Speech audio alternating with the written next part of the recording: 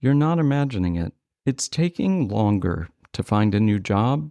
It's in the air and it's been in the headlines.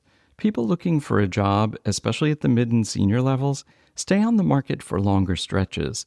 And it's showing up in my coaching sessions with MBAs targeting mid and senior level leadership roles. The frustration level, it's high. The reasons for the slowdown aren't surprising. Whether it's AI replacing higher paid knowledge workers or economic uncertainty leading to hiring freezes, switching jobs or finding one when you're out of work can be a longer, more anxiety-filled proposition than it used to be. So if you're hoping to land a new role and you're at the end of your rope or you feel you might be there soon, how do you accelerate your job search? How can you stand out and become more attractive to recruiters? Stay tuned.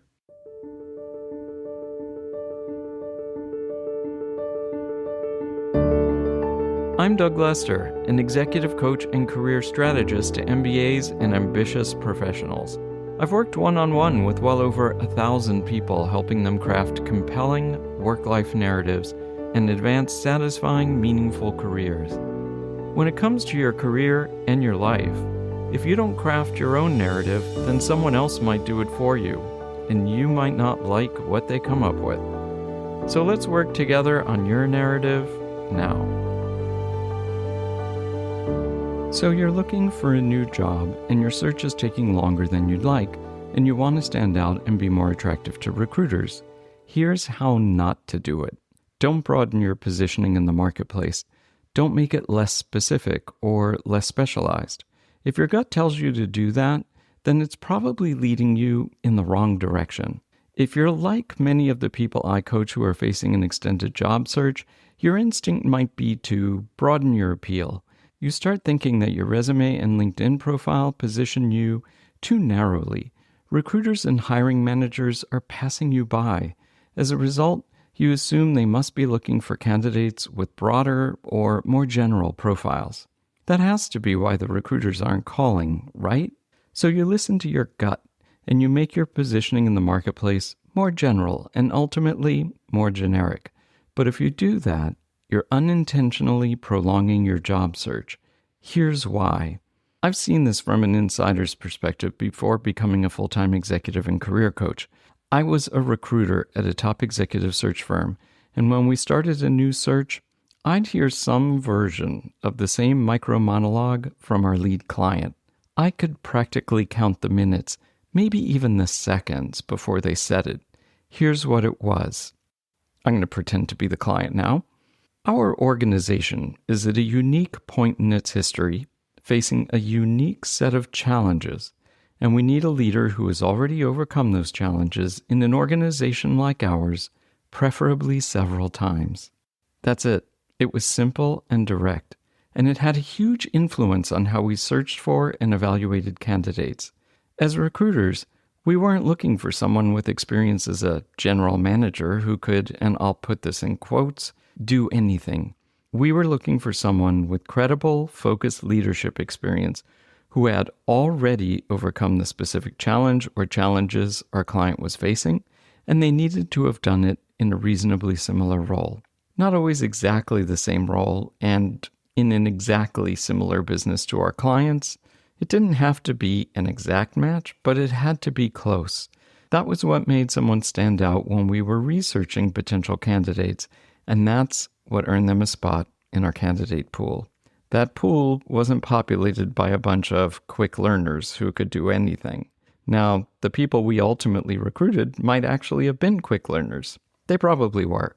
They might have been able to do anything. They were almost always adaptable. But that's not what they led with, and that's not what we were looking for. And when you take a minute to think about it, it's not the highly experienced senior leaders who describe themselves as quick learners who are able to do anything. That's the junior people looking for a break or a leg up when they're in the early stages of their career. This kind of I can do anything positioning works at that stage. You aren't expected to have deep experience in any particular areas, so being a quick learner gives you an edge. And being adaptable is essential as you test out new roles and situations, or you're called upon to bend and flex by your boss or company. But now, as a senior leader, or an aspiring senior leader, you need depth and credibility. You need meaningful experience in a particular type of role in a particular industry, overcoming a particular set of challenges.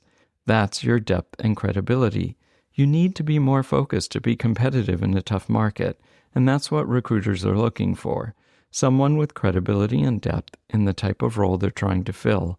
Someone who has already overcome the challenge or the challenges their client is currently facing, and someone who knows they can do it again with confidence and clarity of purpose.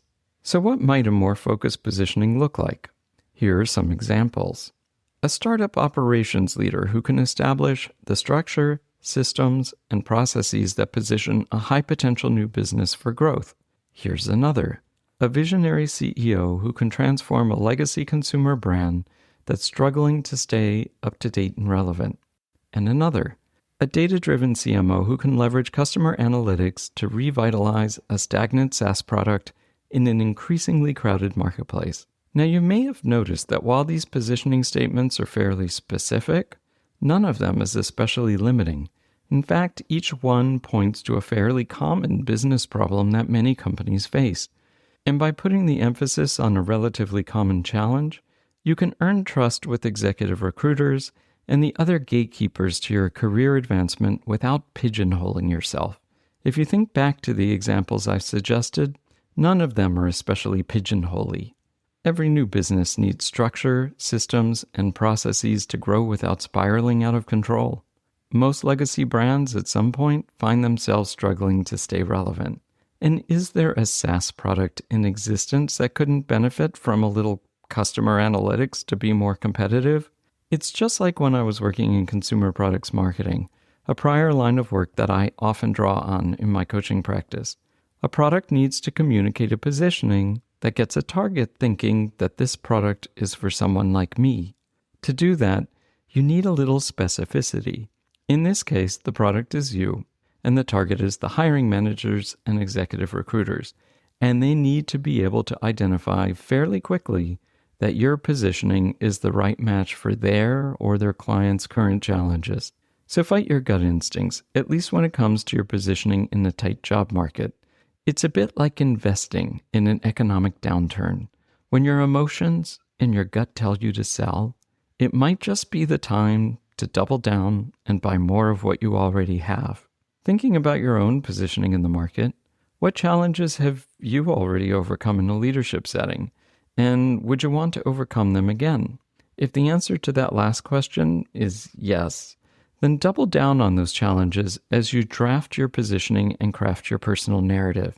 Because if you do, you've just found your competitive advantage and your personal accelerator in a tight job market. Now, before I sign off, I wanted to let you know that I'm in the process of moving my newsletter from careernarratives.com, my website, over to Substack. You can find the newsletter now at craftyournarrative.careers. That's craftyournarrative.careers. Please visit and subscribe.